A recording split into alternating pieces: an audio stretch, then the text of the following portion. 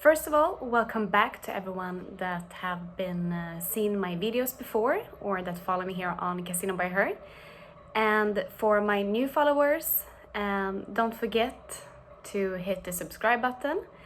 And I hope you're gonna like the videos where I introduce you to a lot of iGaming profiles. And speaking about different topics that are very relevant in our industry.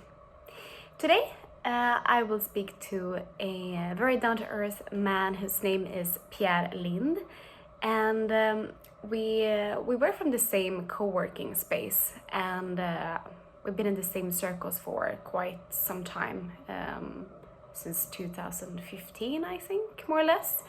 But it was actually the first time where I got a chance to sit down with Pierre Lindh and speak about his success story with iGaming Next and iGaming Idol, which I won way back in time. We also lifted a lot of questions and awareness about how the top elite of iGaming can improve and what we can do together to build a better iGaming future. So, as mentioned, don't forget to like the videos if you like the content, and yeah, let's see what Pierre Lindh has to say.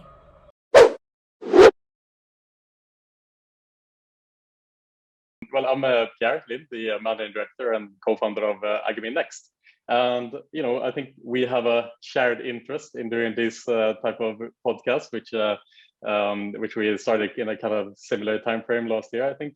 And but before that, I've come from a long iGaming background, and I'm in my teenage years now actually in this industry. I think I've been in the iGaming industry in and around it for the last 15 or 16 years, something like that.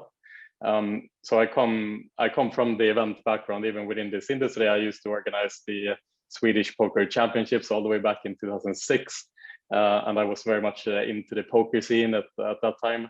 And as things goes, it's just a matter of time before you end up in Malta. And in 2011, I moved to Malta to start working for Betsson Group at that time, Betsson and BetSafe. And 2 years into that job, me and my business partner Martin, we decided, let's do something together. We're both very passionate to do events, particularly. So we left our jobs. Martin at that time was with Evolution, and I was with Betsson, as I said, and we started our event company. So this was about 8 years ago, and as they say, the rest is history. We've done about 600 events, give or take, in Malta over the last 8 years, and I think I aged something like 20 years during this time, but it's been one hell of a ride. So yeah, one thing led to the other. We started iGaming Next in 2019. Obviously, that event went really well. We had great hopes for 2020. Partners were really excited. We were excited, and then obviously March last year happened, and the pandemic struck, and everything was up in the air for us. And since then, we've expanded the organization to kind of become a media organization, and since then we've kind of grown both arms in our organization, and that's where we are now, basically. iGaming Next, and yeah, that's who I am. I mean, first of all, congratulations to an amazing podcast and a fabulous concept with iGaming Next. I'm not sure if you recall this, but I think it must have been the first edition of iGaming Idol. I actually won as live casino dealer of the year. I remember this. Congratulations! You're one of the first winners of iGaming Idol. Yeah. So that's a little bit fun fact regarding iGaming Idol. Yeah, how was that for you when you took that prize first? I mean, it must have been pretty amazing for you. I mean, you've been in the industry for not that long time, at that time. Yeah, I mean, it was my first step into iGaming when I started as live casino dealer for Evolution Gaming. So obviously, it was a huge honor to just be recognized within Evolution Gaming, because I believe that two of my managers were nominating me for iGaming Idol, and they wrote beautiful recommendations letters when they sent it in to iGaming Idol.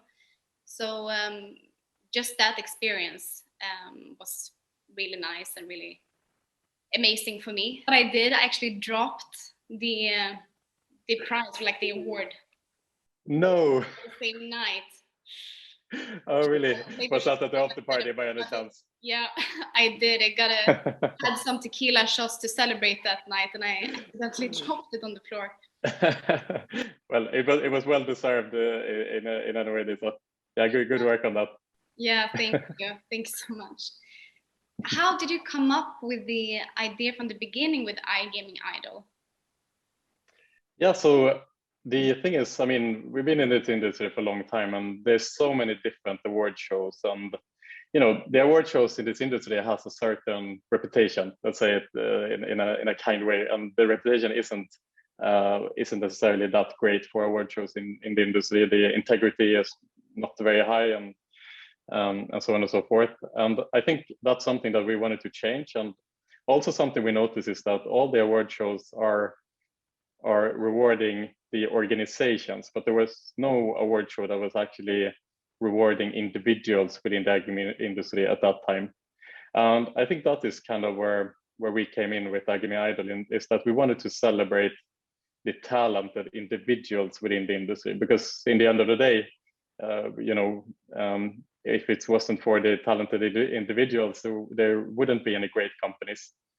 So I think for us, that's kind of where things start, So that was the idea. We were very excited for that idea, to be honest, and we thought we had something great. And the first year was actually very challenging for us, because a lot of organizations, they didn't want to expose their talent. They didn't want the talent to be on a stage and kind of say, like people like yourself, being on a stage and like, I am the best, because they were scared that their competitors would end up poaching them. Okay, so that was some challenges that we had to overcome. Actually, that was a bit of a challenge. But then after a while, the industry kind of saw that this is something good for them as well, to kind of celebrate their own talent and so on and so forth. So eventually, the industry got behind us, basically. Yeah.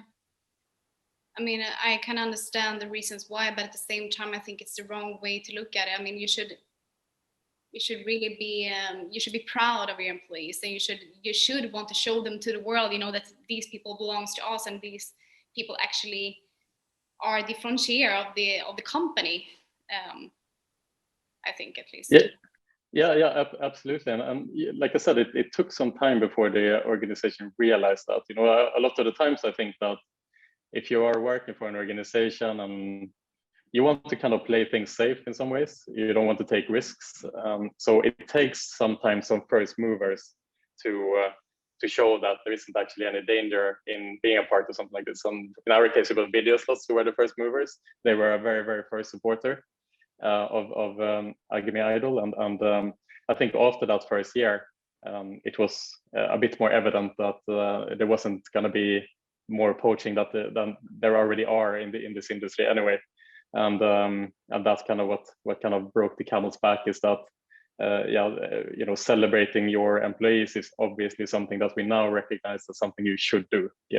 It comes natural. I think especially to us, Disa, I mean, we are Scandinavian and we have very much this mindset. I think that we should keep kind of our employees and people around us as happy and engaged as possible, because that's what brings out the best in them, right?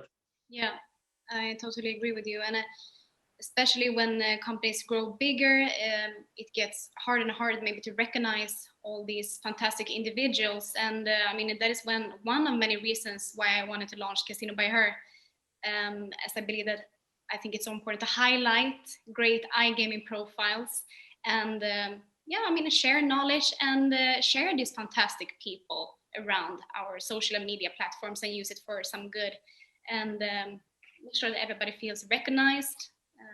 Really important. So I really like the concept. Yeah, but isn't it amazing, Disa, that like it took a pandemic to be able to kind of lift these individuals forward? Like you're saying, I've been watching your interviews too on the podcast, and it's been super interesting for me, because the people that you choose to lift forward aren't necessarily the most prominent people in the industry always, but everyone has a story to tell, and it's not always the top C-levels or the top CEOs or the most interesting people to listen to. Sometimes it's the opposite. Sometimes they are the least interesting people, and actually the people who have a lot of things to bring to the table are the ones that work like very operationally, the people who are like doing the dirty work on a day-to-day basis, and who are actually driving the products and the organizations forward. So these people didn't have a platform before. So I just wanted to like kind of extend my gratitude back to you as well, Disa. I think you are doing something really beautiful, and I really appreciate this as well. It's something that I learned from as well. So thank you for that too. Yeah, thank you so much. Thank you so much, and I think I would just say likewise. I mean, as I think we both have the kind of the same mindset. Regarding yes, we do. We are fighters. We are podcast hosts. I mean, yes, we do. So there is see there is two of us, one female version and one manly version. Exactly, and we're both Swedish as well, so that works out too. Swedes are. Absolutely. Yeah, and as you mentioned, you also represented an operator casino before, Betsson Group. I mean, we both know how important it is with marketing and brand building and presenting a great product. So, I mean, what is the learning curve so far, and what have you been able to adapt from the operator side to iGaming next? Yeah, to be honest with you, I mean, it was a very long time ago now. I was working for Betsson, and I think that this kind of belongs to the when I was working for Betsson, this was like the older generation, let's say, of the iGaming industry that was working on very rudimentary systems and technologies, and we were working very ad hoc. I mean, it's almost sounds like I'm a dinosaur now, but the fact of working in like a Google sheet or whatever like that didn't even exist when I worked at Betsson. You know what I mean? That's how old I am. But obviously, coming from that background and being in an organization like Betsson, it teaches you a massive amount in general. And I'm really happy to have had that background. And I think, the fact that a lot of the systems weren't automated, it's put a lot more pressure on us to do like the nitty and gritty in general of a daily operation. And we always used to joke that like wherever we go after this job, it's going to be like smooth sailing, because it was so stressful at that time in Betsson. The company was going through a big transformation at that time, having just merged with BetSafe. So BetSafe and Betsson was two rival operators back in the day, and the Betsson then ended up acquiring BetSafe, and the merger was very, very, very, very hectic because BetSafe staff weren't necessarily. They saw the Betsson staff as arch enemies. Okay, so when we merged, there was a lot of controversy. There were a lot of backlash. There were a lot of things that didn't go so smoothly, and just going through that process was like an absolute madhouse. So I think just going through the fire in a way, I think that's something that most of the people in this industry have done one way or the other, because there aren't that many people in this industry who actually come directly to a senior role, just like yourself. You started as a live dealer. In my case, I was lucky, I guess. I started as a VIP manager and kind of worked my way up there. And but most people, they start, from entry level, from support, and they have to go through the fire. And after that, you see kind of who are able to get promoted and work their way up in organizations. And I think that is what is the most beautiful thing with this industry, is that if you have talent, if you work hard, you can really accomplish anything in this industry. And I think we are quite unique in that sense. So that's what I bring with me in general, is just the fact that I've kind of walked through the fire in Betsson in some sense, and I came out of it on the other side in a good way. Yeah. No, I can't agree more. I mean, I think that we all in this industry can agree to the same thing regarding stress levels and I don't know, the learning curves and the knowledge we have to enhance in order to grow and show our potential. And I mean it's a very competitive industry as well in that sense. So the ones who really push through the fire will succeed for sure. Absolutely, and also meeting customers, I think, was an important part of my journey as well. As the VIP manager, that was my role, and you get confronted with you know, as a VIP manager, it's a bit conflicting sometimes, because you have, on the one hand, you know, you have players who are who might gamble for more than they can afford, you know, and especially at that time in the industry, we were talking 8 years ago, it wasn't so developed when it comes to player protection and all these things. You're very much more confronted with this conundrum of having to take care of VIP players who might not necessarily be there because they want to be there, let's say. I think that was also a good lesson for me and my own personal development, and kind of confronting this question of player protection. What is the industry? Is it, you know, why are we here? Like, is this industry a good industry? Is it does it have any purpose, or is it only something that is detrimental to people? You know, so there were a lot of learnings from that perspective too, I would say. Yeah. And from all this, from everything you learned so far, and with all these succeeded projects you've been running throughout the years, what is your vision and now for iGaming Next?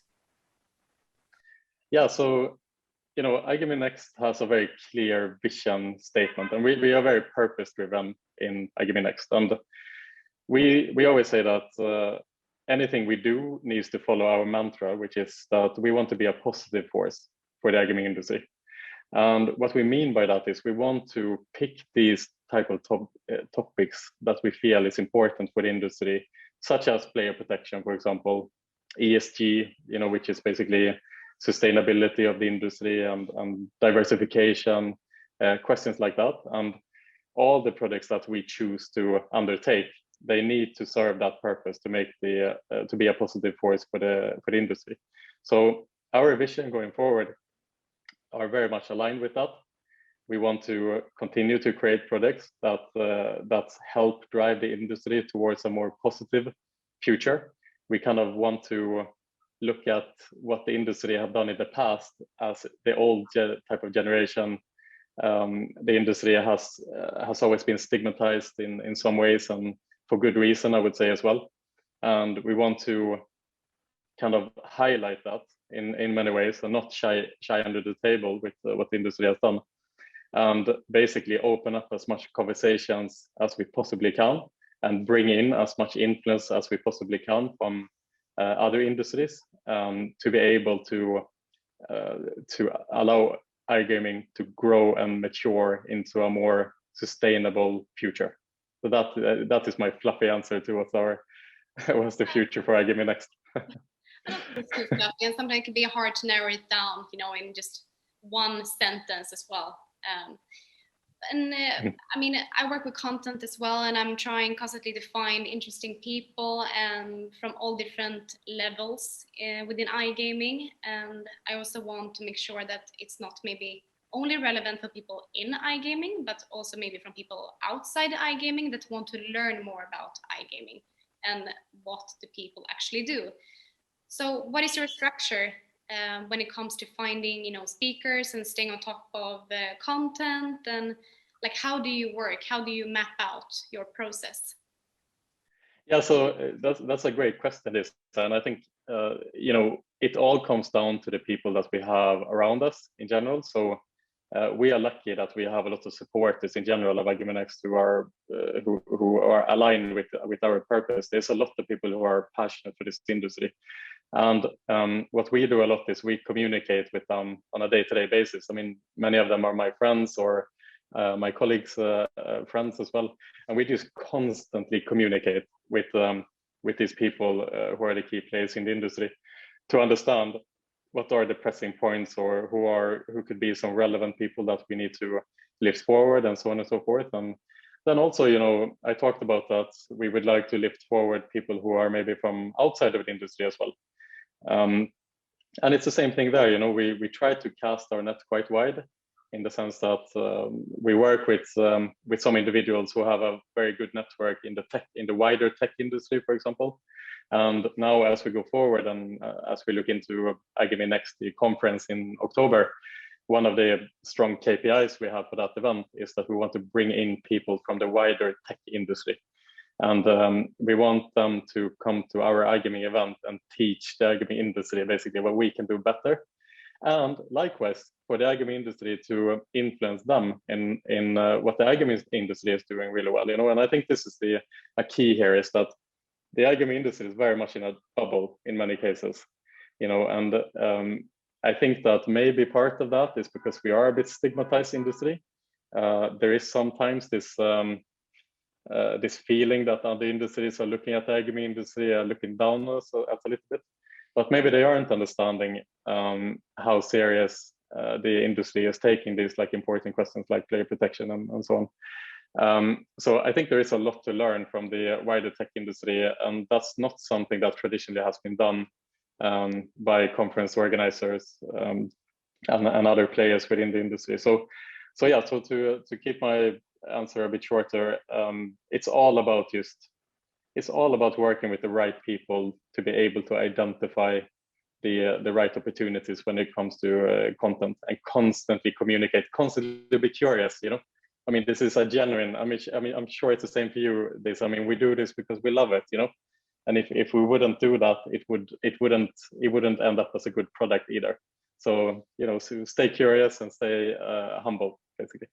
Yeah, I mean, it shines through very well. I mean, if you're not interested in what you're doing, and when you're holding interviews and doing what we do, we need to stay on top of everything and really be authentic about what we're speaking about. And yeah, if you ask something in particular, you obviously want to know the answer of that question. So I think that is something to highlight as well.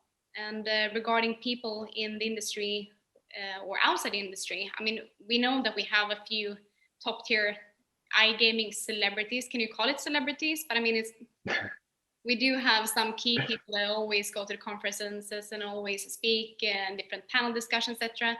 So that is important. However, I think it's really important as well to bring in new influence. And you spoke about the old generation, the new generation. That is also something that is very interesting. So exactly, and you hit the nail on its head here, Disa, because this is also something we talk about a lot internally, is the fact that in the iGaming industry there's a lot of panels that keep getting recycled, and what we mean by that is it's the same speakers, it's the same topics, because as a conference organizer, sometimes a lot of the organizers, they wouldn't necessarily put on an agenda for the sake of they wanting to bring like thought leadership to the industry. A lot of the times they do it because they want as many speakers as possible from as many different companies as possible, because that presents sales opportunities for them. So a lot of the other conference organizers are sales driven in the way they do content, and then that ends up being, like you were saying, the same speakers, the same content, and then it just doesn't. This is not much happening in that area, and that is a challenge, to always stay on top of the content and to try to understand and foresee trends and be early to bring them up. And you say it well too, in the sense that we always have to be informed, we always have to stay on top of things, and that's a challenge, but it's also something, because we do these interviews and because we put on this content, it's also something that keeps you motivated to be at the forefront of the knowledge and the trends, and I really like that, actually, as a personal challenge, to kind of keep learning and growing all the time. So sometimes I need that like kick in the butt to to keep my motivation, Yeah, for sure. I think we all do by the end of the day, don't you? Yes, I think so too.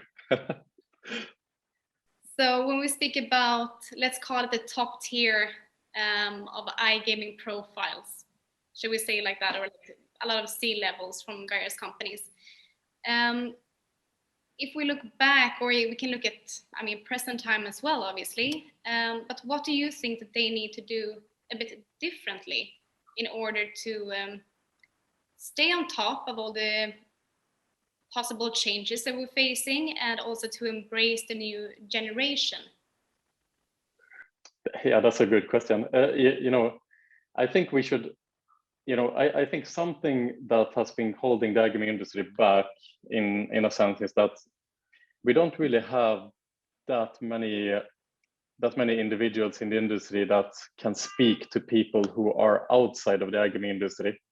And for me, there's only one example that I can think of that have managed to transcend the iGaming industry in a way, and that is Todd Haushalter, the Chief Product Officer of Evolution Gaming.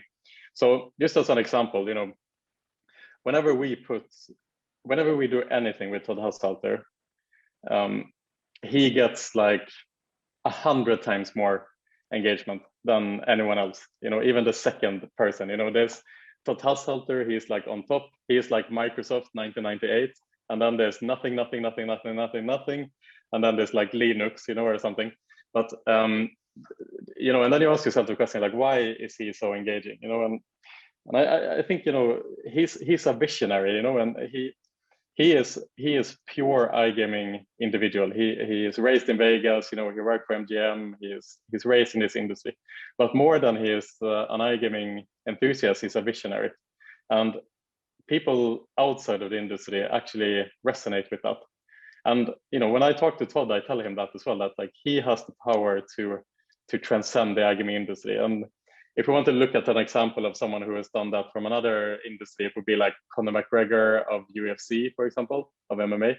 Like he transcends the sport. He's bigger than the sport in a way.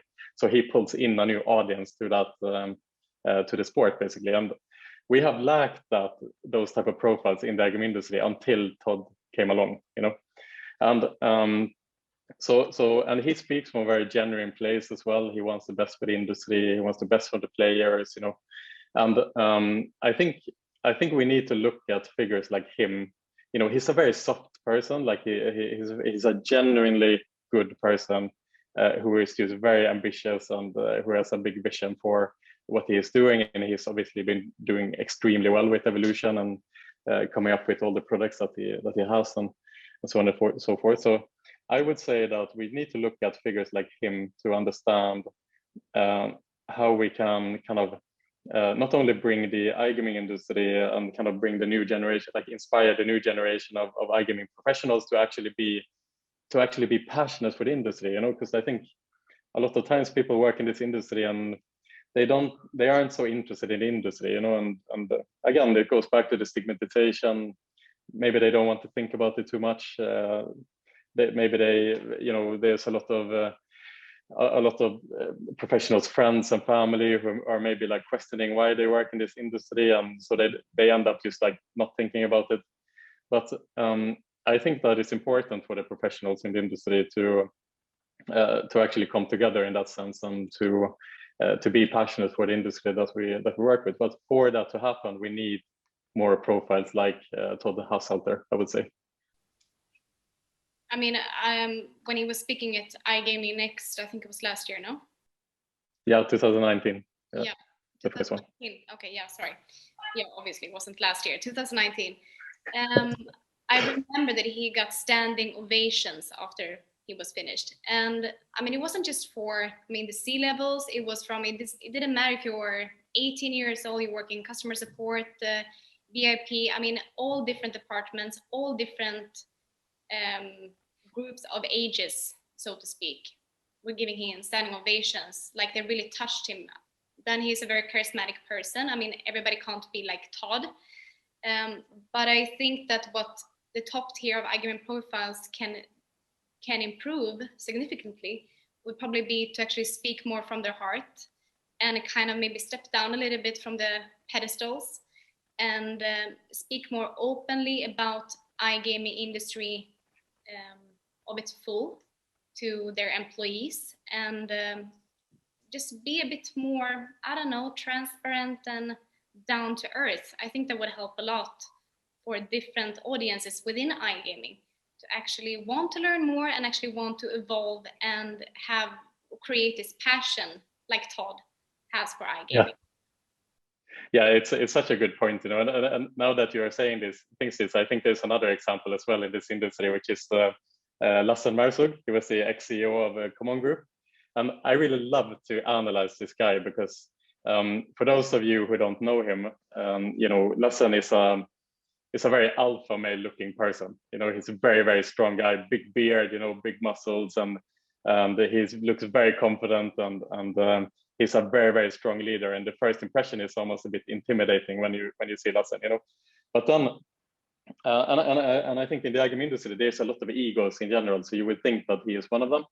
But then once you get speaking to Lahcene, like he just lights up like a little child, you know. And Lahcene is very, very vocal in the sense that he wears his heart on his sleeve, and he is not scared about talking about his like insecurities or the things that he is not doing super well, and the fact that, you know, you shouldn't have a big ego and all of these things. So imagine, you know, this. I mean, he was the CEO there for, you know, 500 people, or come on, you know, and a lot of people on entry level in customer support are, you know, young guys. You know, they moved to Malta and they have a chip on their shoulder. They want to be cool and whatever, and then they look up to some like a role model like Lahcene, this strong guy, and he is talking about, you know, how you should just be a good person, be kind to everyone, you know, don't act that you're cool and you're not, and whatever. Just be yourself. You know, it's a strength in being vulnerable, you know, and that is super powerful. You know, you don't need to be Todd in that charismatic, you know, but someone like Lahcene, just that figure, he will be like he will be the type of leader and almost like a father figure to his junior staff that is really important, especially from a masculine point of view, just to see like real modern like masculine leaders who can also be vulnerable, you know. So, you know, that's also another example of someone we can learn from. Yeah, very true. And it kind of led me straight to and ask a question that I wanted to point out to you. And I wanted to ask you, as you're, I know, in the middle of the light, I mean, you're hosting the podcast. I mean, it's your face. You're the persona of iGaming Next, and iGaming Idol a bit as well, along with Martin. Did you have to overcome a lot of fears by stepping out in the light, you know, and show yourself to the world and be this persona for these two shows? Yeah, that's a great question, Disa. You know, and it's an interesting question. You know, I think for us, when this happened back in March, when you know, everything was thrown on its head, you know, a lot of the reason of my podcast existence was kind of like a knee-jerk reaction. You know, we had to do something to be able to stay afloat, you know, and content is what we needed to do. We didn't have much resources, so things had to kind of fall on me, you know. And I've always been very shy to be on camera and these type of things. I've never been shy to be kind of in the public's eye and out there and whatever, but just on camera and doing interviews and being on stage and this type of thing has been like a massive fear for me. I mean, it's like a phobia, you know. People have phobia for snakes. I had phobia for public speaking. And you know, if we go back to iGaming Next 2019, there's a story there that not that many people know about, actually. But I was the host of that event, right? So I was on stage that day, but that was never the plan. I was not supposed to be on stage that day. When I woke up that morning, I was not supposed to go on stage. And you know, we came to that event. It was the most important event of our life. You know, our whole company was riding on this event. Okay, and we've been working on this for a long time and a lot of hard work, obviously. And you know, an hour and a half before the event, our host, he was just not there. And we were like, where's the host? And you know, we call him, no answer. You know, it's like, we are like, where, you know, he was staying in the hotel. We are like, you know, there's 1 hour left, you know, and we're like, okay, we need to go up to his room, you know, is it there? So we go to the hotel staff up to his room. There's no one there, you know, there's no one is in the room. And we are like, what the hell are we going to do? You know, this is, I mean, what the hell? So 30 minutes before the event, the decision was taken that, yeah, I have to go up on stage, you know. And I have this massive phobia for being on stage. You know, I'm really not comfortable at all being in front of people, and it's not really my place. It's never been my place. But you know, you kind of do what you have to do, right? It's like either that or we're just not gonna have an event. That's like so in a way it was a blessing for me because I didn't have time to get nervous. So I was thrown up on stage. I got a script in my hand, and just before I was going on stage, my production manager Alan, he looked at me and he said, "Everything's gonna be fine." And this when you look at someone and you know that they're lying. It's like when I looked at Alan, I'm like, he did not think it was gonna be okay. You know what I mean? Good try. Thank you. Yeah, good. Now. Yeah, exactly. Thanks for the comment. Yeah, and up I went on stage, and I didn't have time to get nervous, so I was just get thrown up there, and it was what it was. It wasn't like amazing, but it wasn't a disaster either, And I think having experienced that, and then going into doing the podcast and doing the panels, which I'd never done. I'd never done a panel 1 year ago. I'd never done an interview. It made me a lot more relaxed knowing that whatever happens today, it's not going to be as bad as iGaming next 2019 when I had to get thrown up on stage. So this as a final remark here for this story. I think that a lot of people are nervous, and this is something I realized during iGaming Next as well. Every single speaker that went on stage, every single one, including Todd Haushalter, were scared to death, before they went on stage, and everyone thought that, oh my God, I was horrible. Everyone was like looking weird at me and whatever.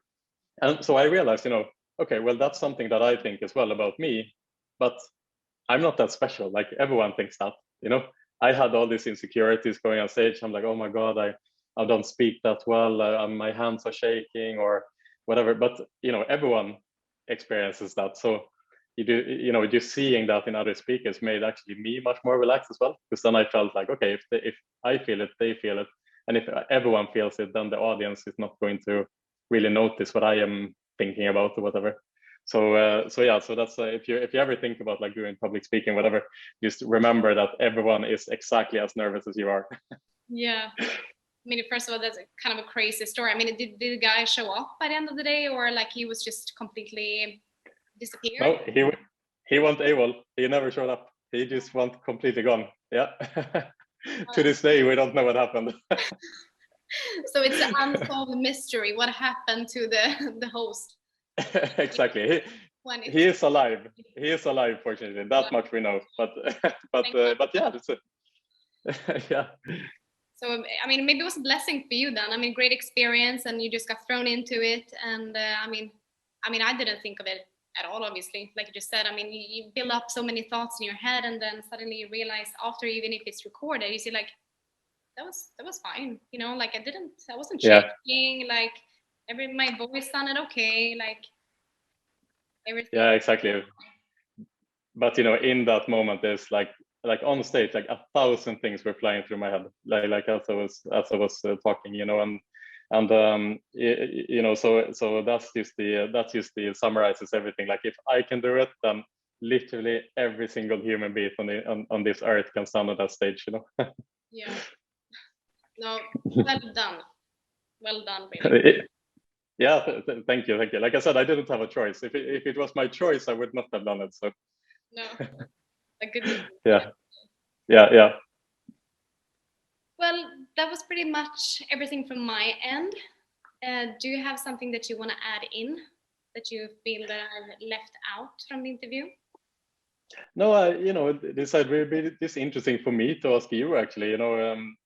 Doing this podcast now for the last year or so, I always get nervous before I do my podcast, and this seems like how do you feel in general when you do your podcast? Like, do you get nervous before? Is this kind of normal to you, or how do you perceive with these interviews?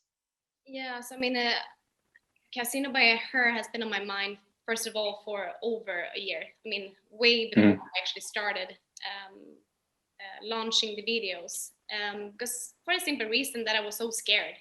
Like, I didn't want to be fronted on YouTube. I didn't feel, I don't know, safe and secure at all whatsoever. Even if I'm a very social person and I do have a broad network, and I mean, it's fine with the cameras. I've been working in live environments, but actually hosting interviews, like I was terrified until I actually posted the first one, and I saw that the reactions were pretty positive. I got great feedback from the start, even though it just got better and better by time. So I do get nervous, maybe like 2 minutes before I'm starting the Zoom call. Yeah. Then the adrenaline kicks in, but more than that, I'm not really super nervous Oh. about the interviews themselves anymore. Yeah.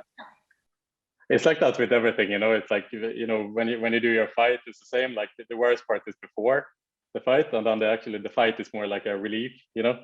And I know that you are doing your fight. Hopefully, you know that we talked about this before the podcast, but obviously now Malta is imposing new restrictions. But when you eventually do the fight, that is the most nerve-wracking. It's just like the warm up, the worst part is out. And it's the same for me with the podcast too. It's like before it starts, that's when I'm a bit nervous too, and this sort of thing. So it's interesting to hear. And like you were saying, like the comments, you know, we in general with iGaming Next, we try to follow as much as we can what's happening in the industry on the media side. So we follow a lot of the digital events, we follow a lot of the podcasts as well,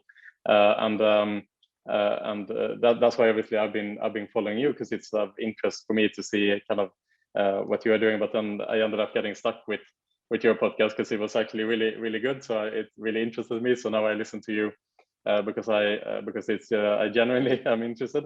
But it's something that I noticed as well, that you are getting so much positive feedback in general. And when I analyze and I compare it to our competitors and what people are writing to others and so forth, you really stand out in that regard. And you know, you should really take that with you. You know, I think I'm saying this as well, I guess, because sometimes, I don't know if you can relate to this, but it's quite common, I have realized, in our position as like public host or whatever, to get imposter syndrome, where a lot of people in our position, they are questioning themselves. They're like, you know, am I, you know, is this really good, or is this like, maybe I shouldn't do this, or like others are doing it much better than me or whatever. But yeah, seeing that much positive feedback and whatever, that's just a testament to that you're doing something that people really appreciate, and you're doing it your own way as well. So kudos to you. Yeah, thank you so much, Pierre, as well. And I'll chat with you soon.